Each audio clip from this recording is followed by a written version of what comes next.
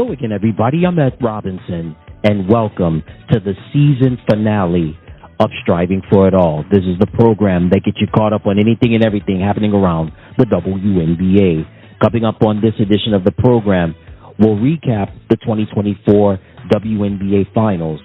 Also, we'll give you the latest on head coaching firings, and also, could there be a lockout looming? That's all coming up on the season finale of the program. So sit back, relax, and enjoy. I want to start off with my top three storylines. I want to start off talking about the WNBA Finals between the New York Liberty and the Minnesota Lynx. First things first, the series went to the distance. It went all 5 games. But the 5th game, hey, if you haven't been sleeping under a rock, there were a lot of questionable calls. The referees, as usual in the W, not doing their job. They let a lot of offensive fouls go. Breanna Stewart got away with a lot of traveling. Jonquel Jones, offensive fouls, very physical play. The bad game played by both teams, particularly in that 5th and deciding game.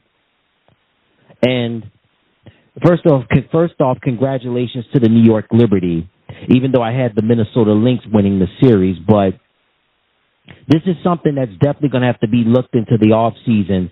If for those that have been watching the WNBA for quite some time or the ones that are just checking in, if you don't know by now you know that the officiating has just been atrocious for so long.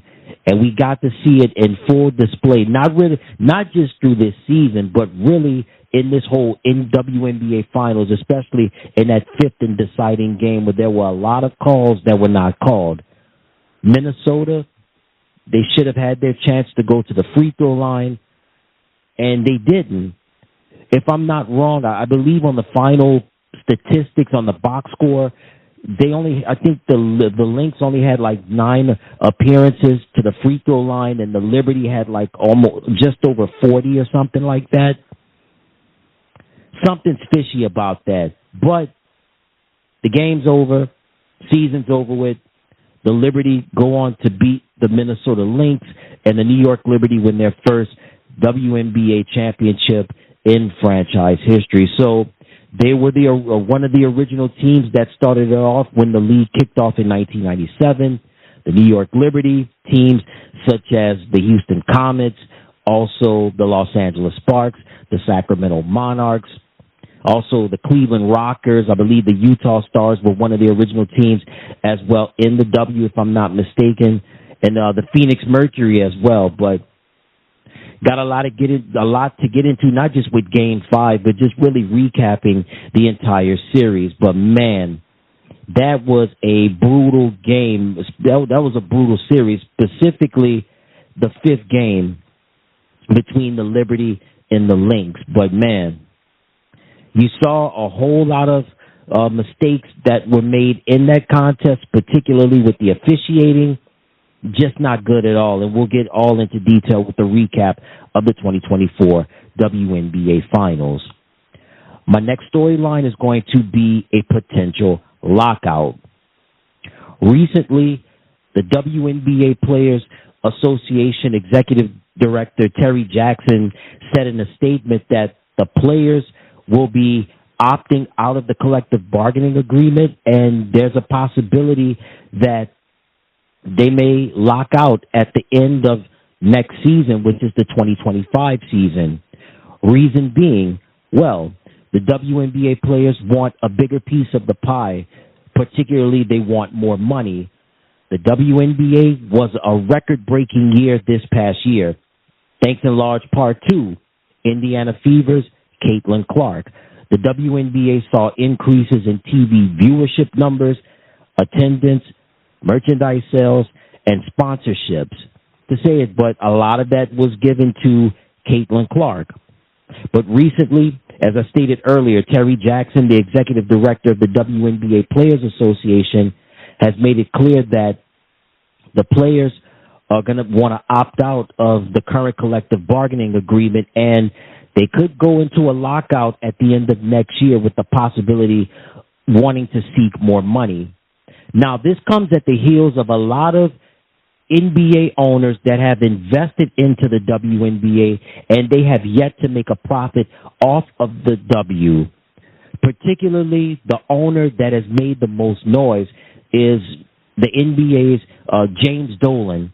James Dolan, never a dull moment with him, always been a very outspoken person. Currently the owner of the NBA's New York Knicks, also has a lot of ownership with the Madison Square Garden properties, MSG Network, just to name a few. Dolan also was the owner of the WNBA's New York Liberty, and he's saying that he doesn't feel, not only is he speaking for himself, but he's speaking for a lot of owners that they will never ever see a profit again from, in their lifetime will see a return on their investment from the WNBA. And the WNBA, they're expected to lose $50 million this year because with the league initiating the charter flights program through Delta Airlines.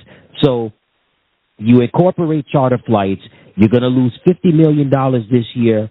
So the league did see increases, as I stated earlier, in TV viewership, attendance, merchandise, sponsorships, and things of that nature. Here's my take on this. I think this would be so detrimental, it would be very, very bad for the WNBA to go into a lockout at the end of next year. I understand they want a bigger piece of the pie. However, the league has never made a profit in the 27 years that they've been in existence. If you want a bigger piece of the pie, number one, you can't treat the golden goose like crap. Who's the golden goose? Caitlin Clark. Also, two, you can't be mean to your fans. Number three, you have to show professionalism at all times, especially when there are media obligations and you're not giving the media or other members of the journalism community bad attitudes. And the NBA, which owns close to 60% of the WNBA, has been providing financial support since the league has been in an existence. And all of this time, they couldn't find ways to market the league properly or find ways to have outright stars until Caitlin Clark comes into the mix. And you just saw the treatment that she was given during the course of this year just was not good at all. I think a potential lockout could hurt the momentum of the W when you have somebody like Caitlin Clark that is not just a star. She's box office. And there's a saying that goes in business, a rising tide lifts all boats. And certainly a lockout in 2025, if it does happen, if it's, again, there's the potential that it could happen, this would kill the momentum not only of what the league is finally trying to do, but also, too, the WNBA, they signed a new media rights deal that will go into effect in 2026. That deal was negotiated on behalf of the NBA. So the WNBA, their media rights deal kicks off, will begin in 2026. It's an 11-year deal with NBC, Disney, and Amazon Prime. So, again, this was a groundbreaking year this year. And I think somewhere along the line, they will get the money. But the lockout, if a lockout does happen, I just think it's a bad idea to kill the current momentum that they have. Again, the league has never made a profit in the 27-year history, and the NBA has always provided financial support. And a lot of WNBA owners and partners have been coming out of their own pockets to cover the losses and expenses since the league has been in existence in 1997. And a lot of those owners and those partners will never see a return on their investment. So this is going to be interesting, but I think my 2 cents on this is that a lockout, if it was to happen, it would be terrible. It would be terrible considering all the momentum that the WNBA they put together this season, and you have to make profit. I think a lockout would be more beneficial if they were bringing in money. If the league was bringing in money, then that would be a different situation. But for a league that has never made a profit, I don't think a lockout would be beneficial for them if that was to happen. But again, just news to pass along to you that, again, the WNBA Players Association Executive Director Terry Jackson has said that players will plan to opt out of the collective bargaining agreement at the end of next year, which is the 2025 season, in hopes of getting a bigger piece of the pie in terms of revenue that was gained from this record-breaking year. Not just with revenue from attendance, but also merchandise, also sponsorships and TV viewership numbers. But again, for a league that has never made a profit in the 27-year history of the league, and with the NBA supporting them and paying off the losses and the expenses, it's a tough deal. But a lockout, I don't think, would be in their best interest. You make the profit, you make the money, and then you have leverage to go on a lockout and possibly get your money, get what you're worth, and things could go on the upward. But a lockout just would be a terrible idea. And for my last storyline is going to be head coaching firings. The WNBA has been fast and furious with firings of head coaches. The Chicago Sky's Teresa Weatherspoon, one and done from the Chicago Sky. Tanisha Wright, gone from the Atlanta Dream. Kurt Miller, gone from the Los Angeles Sparks. Recently, from the Washington Mystics, Eric Tebow. He's no longer the coach of the Mystics. Also, his dad, Mike Tebow, he's been removed from his front office position as the general manager of the team. Latricia Trammell, gone as the head coach of the Dallas Wings. Recently, after 2 seasons as the head coach of the Connecticut Sun, Stephanie White, no longer in Connecticut. And Christy Sides, after 2 seasons as the head coach of the Indiana Fever, she is no longer with the team. So there's so much speculation that's going on with the Indiana Fever job. Stephanie White has roots to Indiana, played for the Indiana Fever, also was a big-time high school basketball star in the state of Indiana. Also, she has roots in Chicago, being born in the Illinois area. Will she become the head coach of the Indiana Fever? I don't know if I like the sound of that. I like the sound of former Iowa head coach Lisa Bluter coming out of retirement to coach Caitlin Clark and the Indiana Fever. If Coach Bluter gets on that team, things would really shake up. Not only do you have Caitlin, but also you have Aaliyah Boston, Kelsey Mitchell, Lexi Hall and company. Man, this would be something else. Stephanie White, again, she has ties to the Indiana Fever, used to play for the team.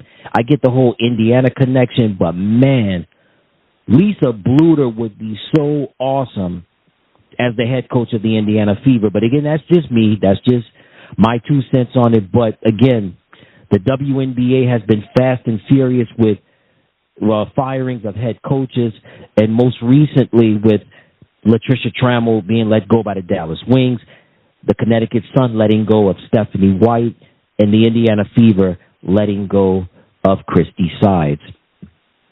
So, again, that's the moving and shaking going on with firings of head coaches in the WNBA.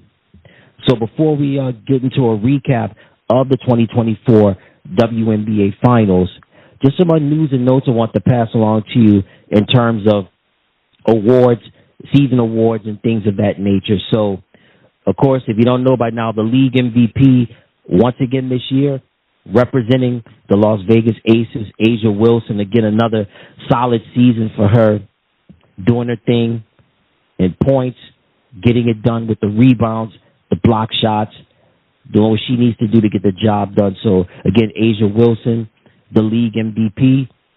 Also, Caitlin Clark. Congratulations to Caitlin Clark for winning the Rookie of the Year by the Indiana Fever. Again, just what a monumental year it was for her. Just in terms of what she did, just transforming the league. She was the shot in the arm that league needed in the 27-year history of that league. So again, Asia Wilson wins the league MVP. Caitlin Clark from the Indiana Fever is the Rookie of the Year award winner. Dejanay Carrington of the Connecticut Sun wins Most Improved Player of the Year award. Also, Nafisa Collier, what a great year she had. She won Defensive Player of the Year representing the Minnesota Lynx. Tiffany Hayes from the Las Vegas Aces is the Sixth Player of the Year award. De'Arica Hamby, what a season she had representing the Los Angeles Sparks. De'Arica is the winner of the Kim Peratt Sportsmanship Award winner. Cheryl Reeve of the Minnesota Lynx won Coach of the Year award and also the Basketball Executive of the Year award. The Peak Performer in points, that went to Asia Wilson. The Peak Performer Award in assists, that went to Caitlin Clark. And the Peak Performer Award in rebounds went to Angel Reese from the Chicago Sky. Let's move over now to our All-NBA teams. All WNBA teams. So let's start off with our All-WNBA first team. Nafisa Collier from the Minnesota Lynx. Asia Wilson from the Las Vegas Aces. Breanna Stewart from the New York Liberty. Caitlin Clark from the Indiana Fever. And Alyssa Thomas from the Connecticut Sun. The All-WNBA second team, Sabrina Ionescu from the New York Liberty. Kalia Kopp representing the Phoenix Mercury. Nneka Ogwumike representing the Seattle Storm. Arike Ogunbowale from the Dallas Wings. And Jonquel Jones from the New York Liberty. Our all-defensive first team, Nafisa Collier, Asia Wilson, Ezzie Magbegor from the Seattle Storm, Dejanay Carrington from the Connecticut Sun, and Breanna Stewart from the New York Liberty. The all-defensive second team, Alyssa Thomas from the Connecticut Sun, Elena Smith from the Minnesota Lynx, Nneka Ogwumike from the Seattle Storm, Jonquel Jones from the New York Liberty, and Natasha Cloud from the Phoenix Mercury. And the all-rookie team, Rakia Jackson from the Los Angeles Sparks, Angel Reese from the Chicago Sky, Camila Cardoso from the Chicago Sky, Leonie Fibich from the New York Liberty, and Caitlin Clark from the Indiana Fever. So again, congratulations to our award winners for the year, and certainly it was a monumental year. It was a groundbreaking year, and certainly this was one for the ages, and I must say it was the best season ever in the 27-year history of the WNBA. All right, so some other news and notes to pass along to you. So in January, Unrivaled will be the women's professional 3-on-3 basketball league where the founders, Nafisa Collier and Breanna Stewart, they put this league together to allow WNBA players to remain in the States where they could play domestically and not have to go play overseas. And Breanna and Nafisa, again, they're the founders of this 3-on-3 Unrivaled League, and they signed a contract with Warner Brothers Discovery. So Unrivaled will be seen on TNT, True TV, and also on the streaming platform, which is Max. And again, this is going to be something groundbreaking because they've already recruited players to come on board for the Unrivaled League. Of course, Breanna Stewart, Nafisa Collier, they're the founders of the league. Also, Angel Reese is going to be playing as well. Arike Ogunbowale is going to be Unrivaled. You've also got, I think one just recently joined, Kate Martin from the Las Vegas Aces. She recently joined. Also, Lexi Hall from the Indiana Fever. She's going to be in the mix as well. Also, some other players that are going to play as well, such as Chelsea Gray, Arike Ogunbowale, Jewel Lloyd, Kelsey Plum, Ryan Howard, Kalia Copper, Jackie Young, Angel Reese, De'Erica Hamby, also Aaliyah Boston is going to be she's going to be unrivaled as well. Will a young lady by the name of Caitlin Clark, will she be unrivaled as well?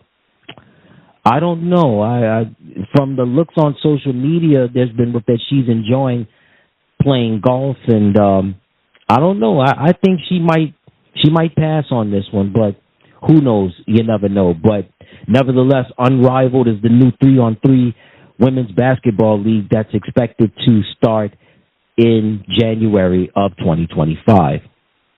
All right, so let's recap the 2024 WNBA Finals. So Game 1 was a thriller. It went into overtime. Lynx would win 95-93. Courtney Williams was on fire in this game. 23 points to go along with 5 assists. And again, in Game 1, Lynx would win in overtime 95-93. Game 2 wasn't close. It belonged to the New York Liberty. Liberty would win 80-66. Breanna Stewart was the leading scorer with 21 points. Game 3, the series shift to Minnesota. In a close game, the Liberty would win by 3, 80-77.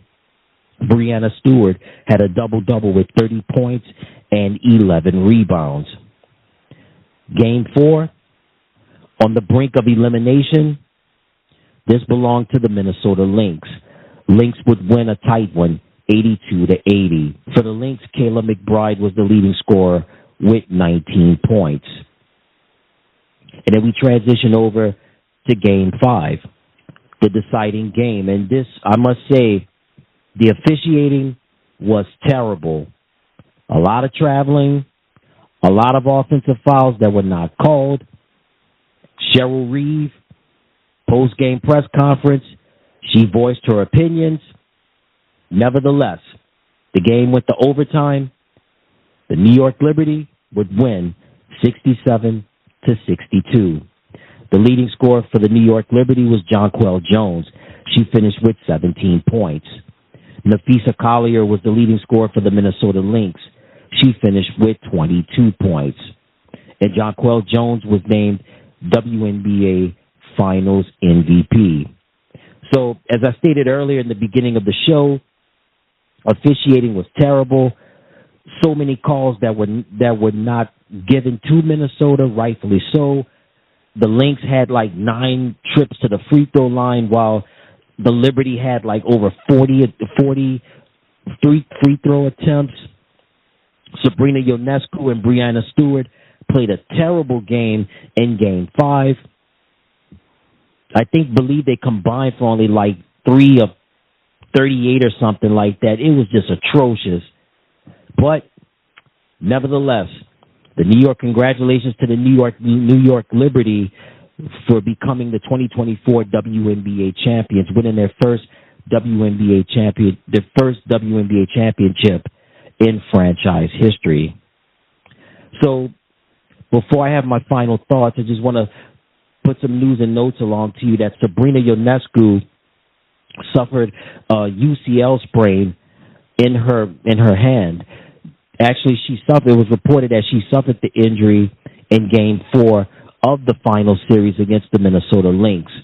Now, Ionescu won't need surgery on her hand, but again, she suffered a UCL sprain in her hand, but she'll make a full recovery and she'll be ready to go for the 2025 WNBA season.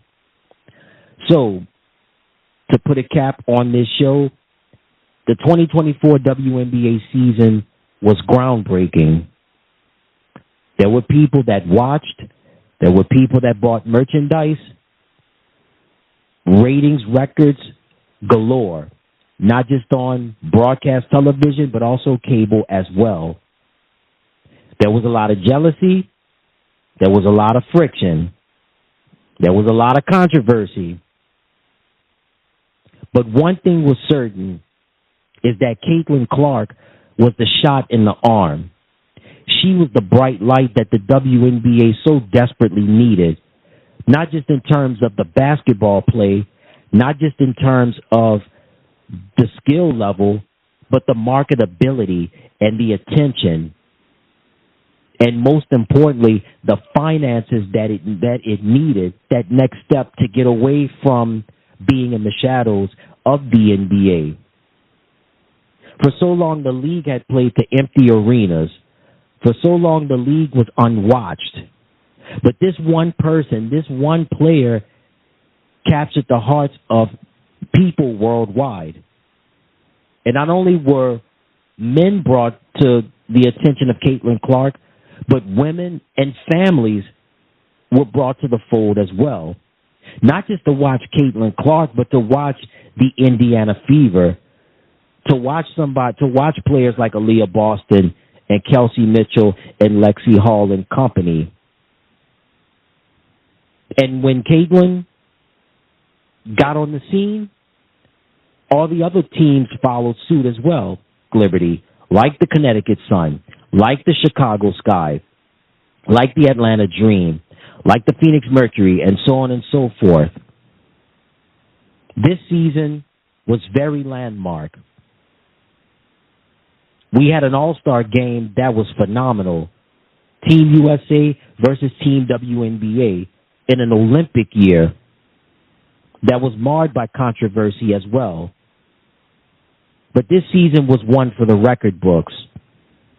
And when it's all said and done, there were great players, there were records that were set, but Caitlin Clark was the catalyst of all of this.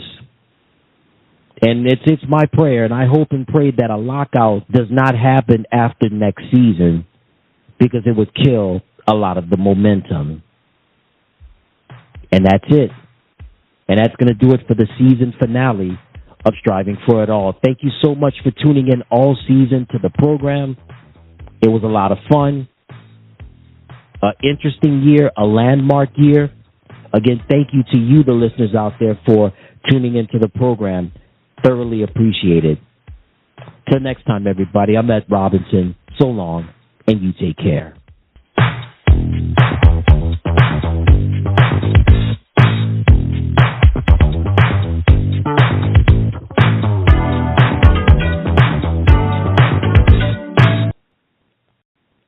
Hey everybody, thank you so much for tuning into the channel.